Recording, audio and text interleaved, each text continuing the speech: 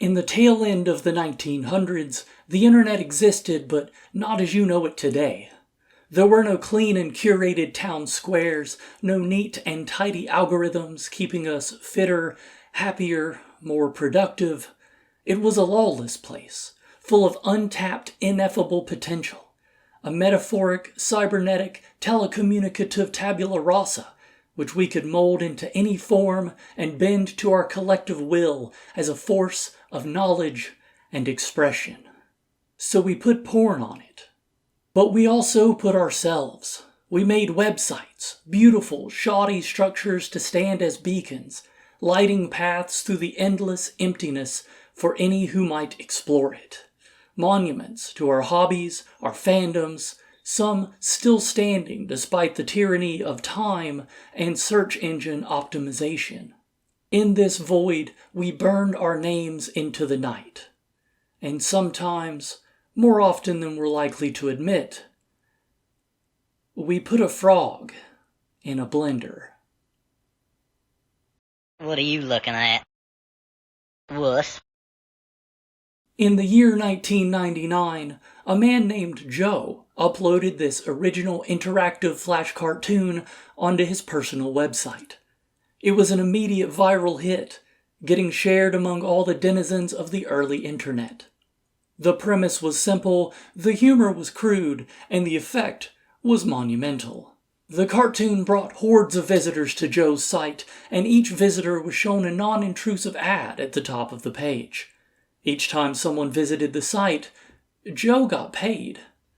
At its height, Joe Cartoon was making $25,000 from ad revenue every month. The ads were managed by a Web 1.0 company with the inspired name Advertising.com. Among its recent hires was a man named Mr. Abramson. Impressed with Joe Cartoon and other sites of the era, Mr. Abramson offered a bit of career advice to his younger brother, a freshman at the University of Richmond named Josh. The advice was simple. If you can get people to a website, you can make money. Josh Abramson decided to make money. To make this dream a reality, Josh Abramson reached out to his childhood friend Ricky Von Veen, also a freshman but in the distant college of Wake Forest. Together, they threw up a bare-bones website using Microsoft Front Page. The site would act as a receptacle for all of the sites that got passed around in email or chat. Anytime one of their college friends sent around a funny image or a video, it went on the site. Anytime they made something funny themselves, it went on the site. And anytime users wanted to submit their own content, as long as it was funny, it went on the site. As Josh would later explain, he chose humor because it's the easiest content to go viral. If you laugh at something, you're gonna send it to your friends. And that's exactly what everyone did. 5 years before YouTube, 5 years before Reddit, and 4 years before Facebook, Josh Abramson and Ricky Von Veen had created a platform. In a flash of brilliance, they called this higher education comedy website College Humor. The site went up in January of the year 2000. In total, the two of them put up approximately $300 of their own money just to get the site started. But by March, they were making $10,000 a month. Hello, I'm Hawkwood, and this is the complete 23-year history of collegehumor.com and what we now know of today as Dropout. Sarah. This is a full-blown criminal conspiracy. Your elected representatives are in on it. She can't have been that good an oracle if she didn't see the storm coming. Adine! So anyway, that's where I enjoy fingers during intercourse. Oh, fascinating. Say, how much money do you make? Oh, how dare you? Gail. Sorry, Sam. Sorry again. Snake eyes, bitches! It's not even your turn. And this is not snake eyes. Okay. I'm a slightly more outspoken about the war, not even this war.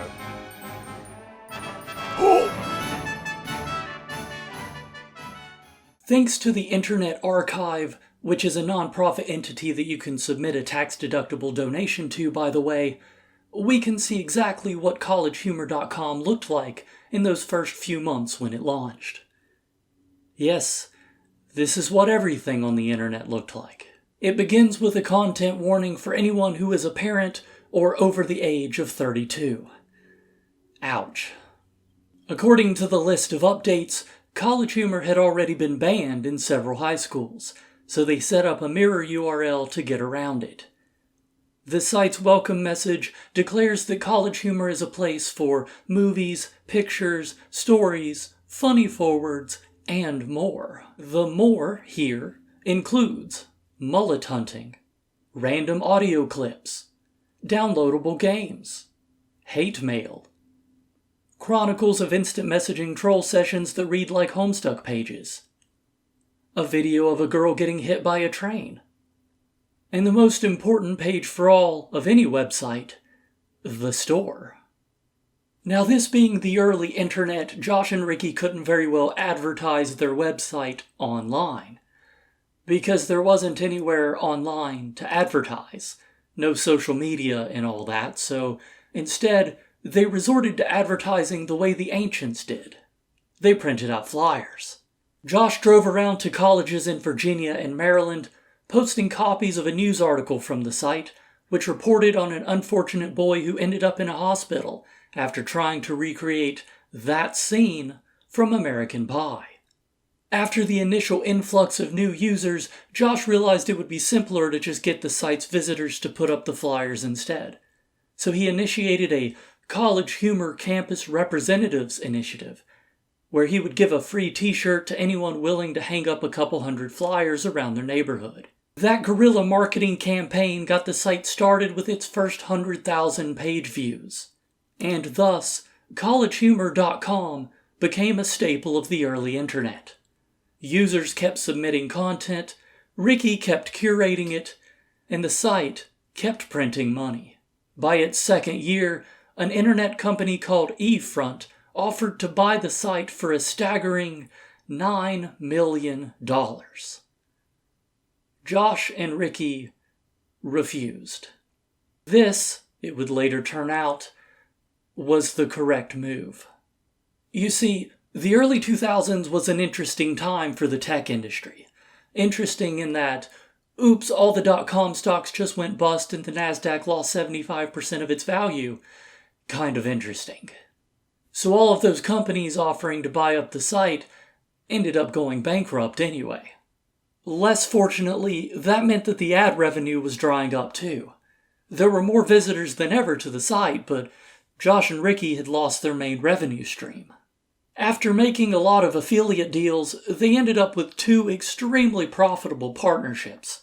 One where they made posters, and one where they made t-shirts. In 2004, after researching the businesses, they decided to supplement the College Humor website by creating their own t-shirt company called Busted Tees. But you probably know them by their modern name, TeePublic. Before long, the t-shirt company was making more money than the comedy site, and for a while, Josh and Ricky considered pivoting to t-shirts full-time. But College Humor continued to grow on its own thanks to the nature of user-generated content, so they decided to just keep running both of them. Along with t-shirts, they produced other merchandise, a move that other sites would eventually emulate in the years to come. This is an example of these record coasters. A lot of mustaches are really big right now, so these glasses that I would have never thought that these would be a big seller, but this holiday season, it's crazy how many people want to buy sunglasses with a mustache on it. Here we have it's like a hat that when you put it on, it looks like you have a beard. That does really well also. As time went on and the nature of the internet changed, Josh and Ricky continued to experiment with their business. They created a dating site long before Tinder or Facebook came around. It failed. After a clip from Saturday Night Live went viral on the site, one of their web developers, Jacob Lodwick, created a video site to help tag and share videos. It was called Vimeo. This was 1 year before YouTube. College Humor's talent and inventiveness were undeniable, and that kind of forward thinking tends to attract investors. So for the second time in its 6-year existence, Josh and Ricky were getting offers. But this time, they decided to accept. They weren't trying to get rid of College Humor, but instead, they wanted enough capital to grow it. As it was, there were only about 15 employees running the site, and the only money that College Humor could use was the money made by College Humor. That meant that any investment into new ideas came with the overwhelming threat that if the new idea failed, the whole site might fail with it. However, if they could sell a large portion of the site to another company for, say, several $1 million, then Josh and Ricky could use those funds to take bigger risks and grow College Humor into something new. Now, most of these companies weren't interested in College Humor as an original entity, but as a cog to throw into their larger media machine. In their eyes, the site would create and feed content into the company's larger products, like how Google search results always start with YouTube videos, since Google owns YouTube. In business terms, that's called integration. In human terms, it's called shitty. That wasn't what Josh and Ricky wanted for their site, so they kept turning down offers and looking elsewhere. While shopping around, Josh reached out to a friend of his who worked at an internet media holding company called Interactive Core that would later be known simply as IAC. IAC was an early adopter of the business side of the internet and would go on to have their hands in tech products like TripAdvisor, Ticketmaster, and Tinder. There's a joke here about getting screwed. But IAC's bid was fair, $20 million for 51% of the company and voting rights. And then College Humor would be allowed to grow as its own entity. And grow it did. The most major of all of their major changes was the inclusion of original video content. They had created 4 videos at this point, but weren't impressed with the results. Do you know how to get to Grand Street? We're gonna go. Fuck you. Oh. Shit. Oh. To tackle this problem, Josh and Ricky had just hired a video producer. The job's official title was Director of Original Content, and that employee's name was Sam Reich. That's right, he's been here the whole time.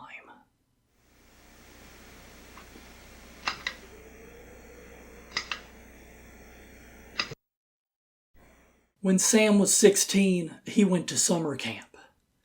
Specifically, Sam went to the Boston University Theater Institute's summer camp.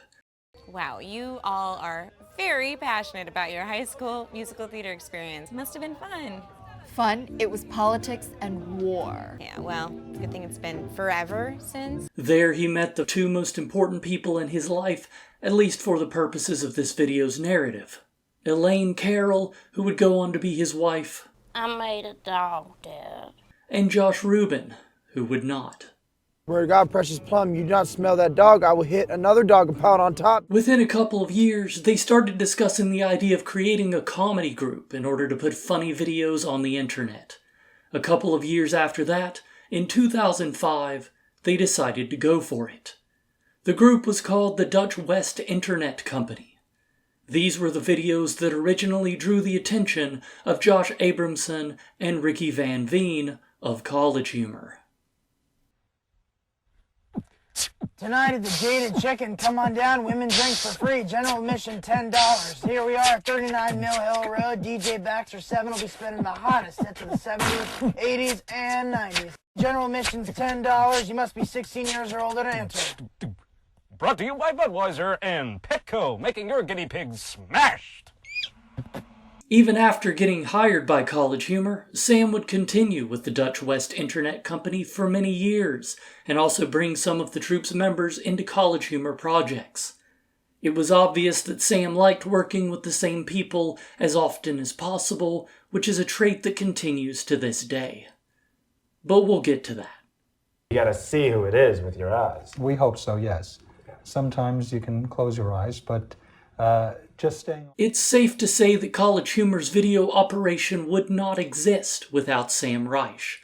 In the 2006 internet, video content was appearing from major companies like HBO and NBC, but College Humor became one of the only smaller brands to create their own videos specifically to post on their own website, what the industry calls in-house. This allowed them to write, film, and release videos relatively quickly, usually as a single skit. And hey, single skits turned out to be the perfectly digestible form of content for the budding video scene on the internet. Your low attention span started here. Some early examples include pet flicks. Mail them back to Petflix. You'll have your new pet in 2 to 3 business days. And Street Fighter the later years. I can't face those kids. Zangief, I'm tired of your sensitive bullshit. After uploading the skits to collegehumor.com, our heroes came up with the clever idea to cross-post them onto this new site called YouTube. These became quite popular quite quickly. While College Humor's site and YouTube videos were growing in popularity due to their great writing, acting, planning, preparation, editing, and production values, something else was percolating down the hall in nearly the exact opposite fashion, as fate chose to seat College Humor's newest intern, Jake, across from a veteran writer named Amir. Amir Blumsfeld was a seasoned writer for College Humor, having provided articles for free while in college thanks to the user-generated nature of the site. He was hired full-time after graduating, tasked with working on College Humor's first physical book, The College Humor Guide to College. Jake Hurwitz, meanwhile, had also written columns for College Humor before getting the intern gig. He was self-conscious at first, but opened up with the help of his co-workers. He and Amir would joke constantly in and out of various characters, so when Jake received a digital camera for his birthday, he did the obvious thing and started recording it. Like, I signed on to this project because I thought you were gonna help produce it, and if you're not gonna help produce it... The College Humor writers shared an office with the Vimeo team, and since Vimeo was finally trying to catch up with YouTube, Jake and Amir put the clip online. They followed up with another clip, and then another, eventually forming a coherent characterization of themselves, with Jake as the insecure everyman and Amir as the chaotic foil. I don't want to make you leave. Yeah, well, you couldn't even force me out even if you wanted to because I'm too strong. So too strong? Well, I have a drill! The videos were extremely short, usually around 1 minute, which was unusual for the pre-TikTok, pre-Vine days of the 2000s. They're full of quotable wit and in-jokes, which act as a secret language for fans of the series, and that's how you build a community. Or a cult. What the freckle? Son of a bitch has been talking junk about me behind my back. It's trash, and this chat is with you. Oh yeah, I remember now. Four-eyed freak. He so gets me. The series proved popular both online and within the office, so College Humor eventually paid Jake and Amir to just make Jake and Amir full-time. Their series would go on to be the longest in College Humor history, with a total view count higher than 1 billion. Obviously, the rest of the crew wanted in. Whenever they weren't working on the site or on hi-fi produced skits, the cast started filming lo-fi skits of their own. These coalesced into a prop sketch series called Hardly Working, which took place in a fictionalized version of their own office building with exaggerated versions of the employees and the absurd chaos they created while they were supposed to be doing their jobs. Ugh, Kevin, why do you eat so much meat? No, listen. The Hardly Working series had a unique and approachable feel that I will now baselessly speculate may have led viewers to feel more connected with the actors or whatever. Reminder to insert buzzwords like relatable here. Watching hardly working videos felt like you were hardly working at College Humor. It also helped that the cast was small and appeared often, leading to familiar personalities that the audience could connect with and that the writers could exaggerate for comedic effect. Wish didn't start until 3:45. Sometimes I can still hear this. Dork! Yeah! What the crap, man? You're supposed to be polishing my car! I just want to finish the monologue. I did. Ah, God, okay, I'm going. Some of these videos included co-founder Ricky Van Veen, director of original content Sam Reich, and Jake And Amir from Jake And Amir. Other notable members of the early cast were Dan Gurwitch, who would go on to win 5 Emmys writing for Last Week Tonight with John Oliver, Sarah Schneider, who would win 8 Emmys writing for Saturday Night Live, and Streeter Seidel, who would be nominated for 7 Emmys and become the head writer for SNL. By the way, he's the guy who wrote the SNL skits Close Encounters. So they're taking turns checking under the hood. As well as Haunted Elevator. How's it hanging? I'm David Pumpkins. Any questions? After about a year of ballooning popularity, the hardly working skits finally caught the eye of some executives over at MTV who wanted it repurposed into a television show. Obviously, College Humor jumped at the chance and gave Sam a nice little title bump too, from Director of Original Content to President of Original Content. As for the show itself, well, I'll spare you the unsurprising backroom last-minute changes, shifts in budget and direction, and overworked creatives. Just know that what had begun as a repackaging of the original sketches was reworked instead into a full, original sitcom, all at the last minute. After several hellish weeks, the College Humor show aired on MTV to mixed reception. MTV offered a second season in exchange for owning part of the brand. College Humor declined. The show wasn't bringing any new traffic to the website anyway. And traffic would have been nice, because there was quite a sizable amount of debt from running the website, the video content, and paying all those salaries. Parent company IAC was playing the long game, hoping to get some sort of profit out of their initial investment, but so far it wasn't paying off. So the first half of the 2010s was dominated by College Humor trying to find new revenue. Jake and Amir sold fans a special 30-minute episode called Fired as a $3 download or a $13 DVD. Ricky Van Veen kept trying to make other TV shows from other skits, but no one was biting. And meanwhile, in an effort to diversify their traffic, College Humor created a new website called Dorkly that focused on video games and various fandoms, usually using short comics or little flash-type pixel animations. What? Come on, jump on my shell! I dare you! I just waxed this shit! Trying to back up? Oh, that's right, you can't! It was a great addition to the site and brought new traffic, but not the kind of money that the company IAC was looking for. To cut costs, Sam and Ricky decided to focus less on individual skits and more on skit series, inspired by the insane popularity of Jake and Amir and Hardly Working, and the fact that making a part 2 is infinitely easier than making a new part 1. This time period is what Sam calls one of his favorite chapters of CH history. The site exploded with new web series, Troopers, Rake, Pinwheel, Toothpick, Mystery Sword, Precious Plum, But for every black cloud, there's a little white neighborhood. Dinosaur Office. I was going to plant azaleas, but the soil was too damp. And many others, including my personal favorite, Badman. This air makes me strong, you fucking nerd with your nerd hair. Unfortunately for those around me, I still quote Badman.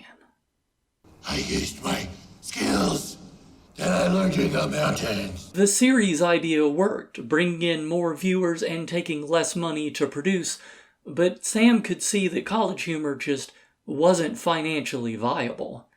It costs a lot to run a business and a website, and a whole lot more to create and host videos. So in 2012, as is his habit, Sam came up with an idea that was a few years ahead of his time. What if College Humor made its own streaming platform? Users could sign up at $5 a month in order to watch all of the current and future College Humor videos.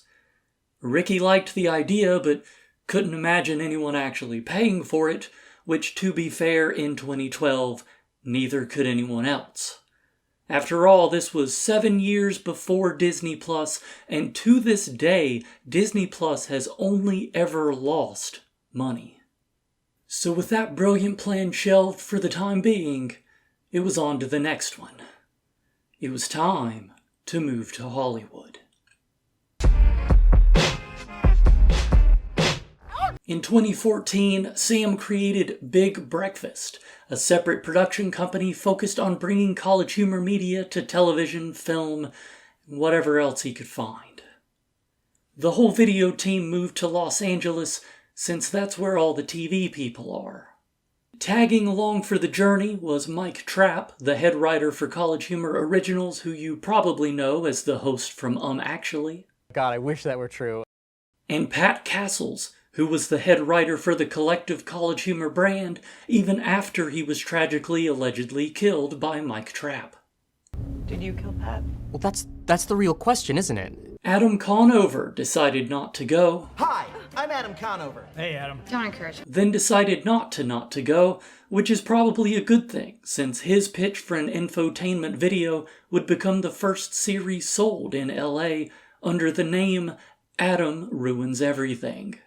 Rounding out the LA team would be Emily Axford and Brian Murphy, married College Humor power couple who weren't even dating during this Jake and Amir sketch.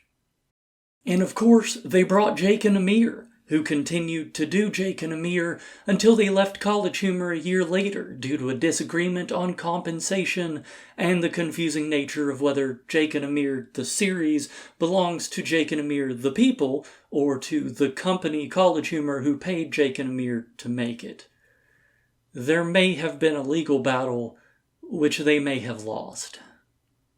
But speaking on the experience of moving the team to Los Angeles, Sam says, "Those early LA days were rough. We were spread out over 3 floors of an IAC building, working mostly out of an ugly wood and faux leather conference room the writers affectionately called Browntown. But slowly but surely, we settled in and started pitching long form.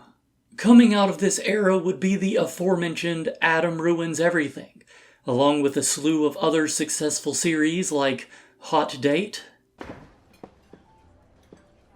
No! Bad Internet, and Middle of the Night Show. Careful, I'm new to Thus began an even new era, with Pat Castles moving on to a better place, specifically TBS, where he would win an Emmy. In his place, Mike Trapp took over as head writer, and Big Breakfast hired a new set of stars. Zach Oyama, Javon Thompson, Allie Beardsley, Raphael Chastain, Grant O'Brien. Unfortunately, while all of Sam's attention was on the creative and financial struggles of the lean LA team, College Humor proper was taking a bit of a hit. See, the way College Humor and other sites of the era made money was with ads on the website itself. You didn't watch videos on YouTube, you went to collegehumor.com and watched them there. When you did, you saw the banner ads and the site made money. It was the same system that College Humor had been using since its inception in the advertising.com days. But now all of a sudden, a funny thing was happening. In 2015, Facebook traffic exploded. The video metrics were impossible to ignore. Every company started hosting videos directly onto Facebook's platform, like everybody. The entire industry pivoted to hosting videos externally on Facebook, and the numbers were great. People were watching them, but none of those people were seeing the ads on collegehumor.com because the videos were hosted directly on Facebook. You didn't have to leave Facebook. To put it in industry terms, the videos weren't generating traffic to the site anymore. And since the site wasn't getting visited, the ad companies stopped paying. But at the time, everyone just figured, hey, this is the way of things. This is the new version of content. After all, look at all these views. They've got to bring in revenue somehow, right? Except, oops, Facebook is a vile and shady corporation, like all corporations, so they had done a vile and shady thing. In technical terms, they had inflated the numbers, saying that a video had been viewed even if it had been clicked away from in 3 seconds. In colloquial terms, they had lied out their ass in order to trick content creators to move onto their site. The watch times were off by as much as 900%. And this didn't just affect College Humor. In a series of tweets on I'm never calling it X, Elon, you dumb piece of shit, College Humor alumni Adam Conover blamed the Facebook fiasco for destroying the entire online independent comedy industry, including sites like College Humor, but also Funny or Die and others like them. Facebook would later settle out of court for $40 million, which sounds like a lot, but is actually only 0.18% of their annual income. A small price to pay for killing an industry. But they weren't quite done with being pieces of shit yet, because as a last little fuck you, Facebook stole College Humor co-founder Ricky Van Veen by creating a new position just for him, focused on, you guessed it, bringing videos to Facebook. Around this time, and purely coincidentally I'm sure, the CEO for College Humor decided to cut Sam's LA budget in half, which forced Sam to pivot the already pivoted team to hyper-focus on only one College Humor original series. This brought the return of the Hardly Working series, which was cheap enough to keep Sam from having to lay off any of the talent. For now.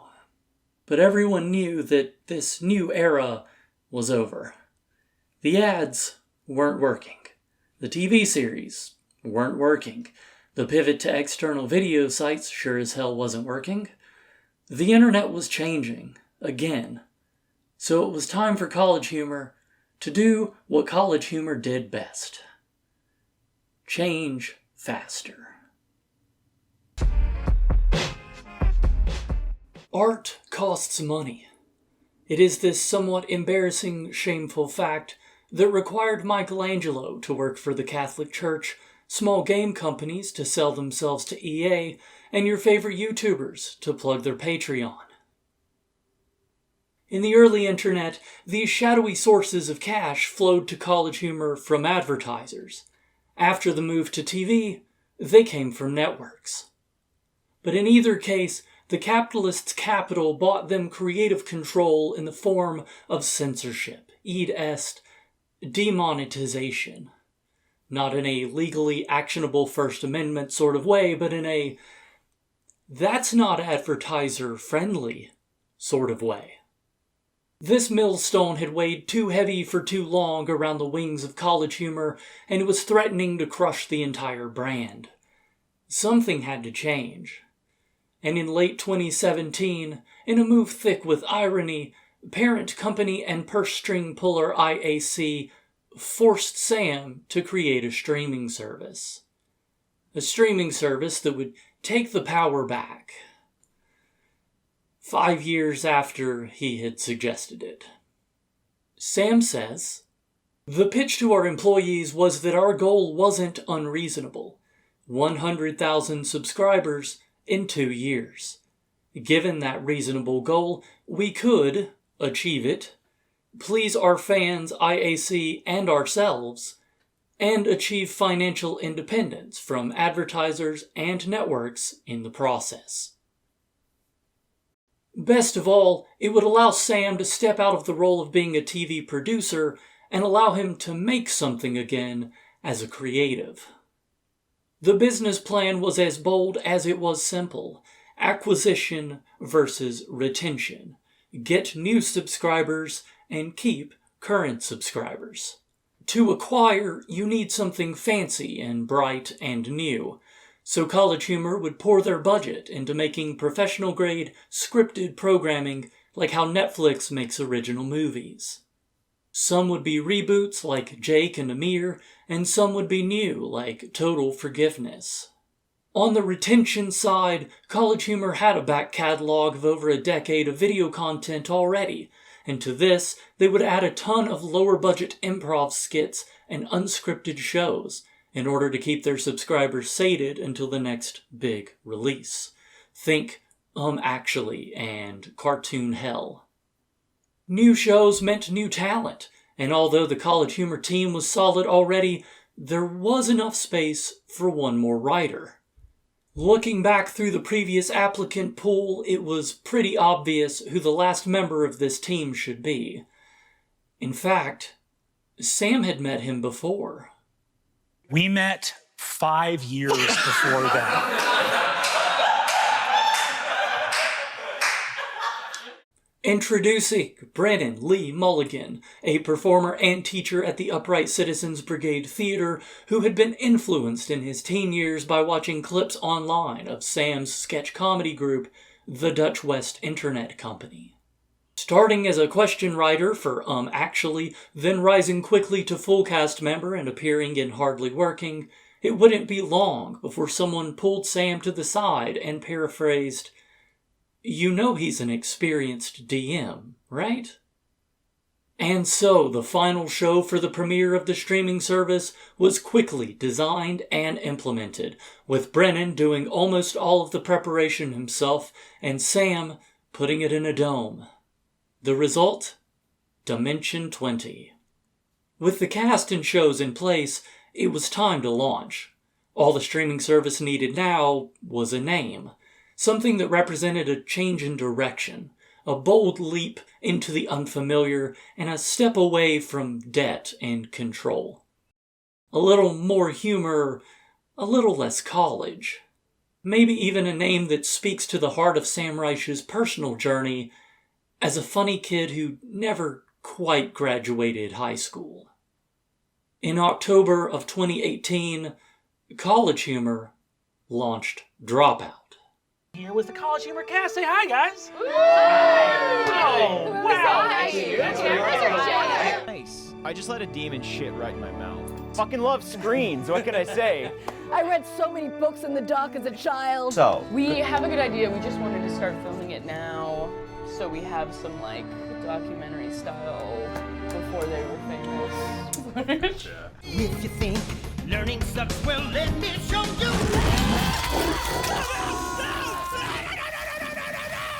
From day one, everyone at College Humor could tell that they had made a slight miscalculation. In this new internet sphere that they had created, those fancy new expensive shows weren't bringing in new subscribers. Which would have been a nightmare except for the very odd fact that all of those cheap, unscripted shows were. Subscribers were flocking to the platform to watch Cartoon Hell, Actually, and, most of all, Dimension 20. Sam described the new D20 fanbase as loyal, rabid, evangelical, and growing week to week. While this was most certainly well received by both the cast and the owners at IAC, a loyal, rabid, evangelical crowd can only grow so large before it plateaus. And College Humor had promised 100,000 subscribers. To keep growing, Dropout would need to shift their entire programming methodology from high-budget and scripted to not that. And that wasn't the kind of thing you could do as quickly as they needed to. Other shows were already written, being filmed, and scheduled. Not to mention, the writing staff, made mostly from aspiring narrative TV writers, weren't excited about thinking up skit ideas for unscripted game shows. For the next year, scripted release after scripted release was met with apathy from the new subscribers, which in turn was met with disappointment from the crew and fury from the holding company. By the end of 2019, after the Dropout service fell short of their goal, IAC gave up, and College Humor's CEO jumped ship. College Humor had proved to be a bad investment, and now there wasn't even anyone in charge. In August of 2019, College Humor released a sketch called College Humor is Shutting Down. We've been busy packing. Wait, what's going on? You're too late, Katie. We're going out of business. Sparks was sold to another company. It was a joke. The universe didn't get it. And although Game Changer was released in the next month to a phenomenal reception, it was too little, too late. IAC had lost faith in the company. They were going to sell. Art costs money. It is this somewhat embarrassing, shameful fact that required Sam Reich to walk into the offices of Funny or Die, Viacom, Sony, and 11 other companies, pitching College Humor, his life, career, and home of 13 years, as a potential investment opportunity within a shifting industry. After 14 passes, the final company offered to buy the brand, and only the brand, meaning that everyone else would be fired. And with no other takers, IAC considered it. Art costs money, but more than that, art costs time. It costs energy and heart. It costs faith in yourself and in your vision and in your fellow artists. Art is a risk that needs to be taken. So in the final months of 2019, in a video conference with IAC, Sam Reich took it. Give the company to me. Keep some for yourself, and I'll make you more money. Sam's purchase had saved College Humor and Dropout, but it would still come at a great cost. In order to rebuild the business, over 100 employees had to be fired. College Humor was already a small company, so 100 was just about everyone. The entire College Humor company was down to 7 people, including Sam, the new owner/CEO, and Brennan. The cast members you've seen since 2020 have been paid as contractors, not as employees. Despite this, according to Wired, the recently laid-off cast and crew praised Sam in a way that was described as unanimously effusive. It means good. Now I can't imagine there's a best time to gamble your creative and financial future on a desperate last-minute bid for a failing company that you may be too emotionally involved with to see the failings of. But I sure know there's a worst time, and that would be in January of 2020. 2 days after the deal was finalized, LA went into lockdown, and the world entered a new era of bullshit. Not so fast. Okay. If this is about to be a COVID joke, FYI, things were bad before then. Due to their programming schedule, College Humor still had about 6 months worth of content ready to go, but that was it. Within that time, Sam would have to work out how to pivot away from scripted programming, record new seasons of sketch improv shows, all with a sketch improv cast that had just been fired and now couldn't even be within 6 feet of each other. Speaking on the future of the company, Sam tweeted, "I hope to be able to save Dropout, College Humor, Drawfee, Dorkly, and many of our shows. Some will need to take on bold new creative directions in order to survive. you may not agree with all of them. Lest we forget, College Humor was independent now. No funding, no advertisers.